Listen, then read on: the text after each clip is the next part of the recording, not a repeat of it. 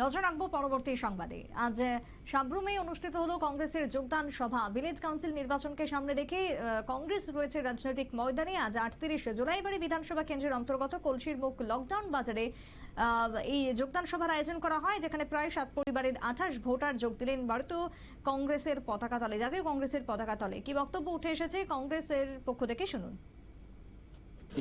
আজকে ৩৮ জুলাইবাড়ি বিধানসভা কেন্দ্রের অন্তর্গত কলসি এডিসি ভিলেজে লকডাউন বাজারে 7 পরিবারের 28 ভোটার বিভিন্ন দল ছেড়ে ভারতের জাতীয় কংগ্রেস দলে সামিল হন। আমরা ওনাদেরকে বরণ করে নিই।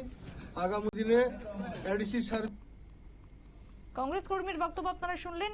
একদিকে সংহতি পদযাত্রা, অন্যদিকে তারা বেশ কিছু কর্মসূচি মধ্য দিয়ে বর্তমানে নির্বাচনের আগে তারা ফের রাজনৈতিক ময়দানে রয়েছেন, এমনটাই মনে করছে রাজনৈতিক মহলের একটা অংশ। ছোট্ট বিরতির পর ফিরছি, সঙ্গে থাকুন।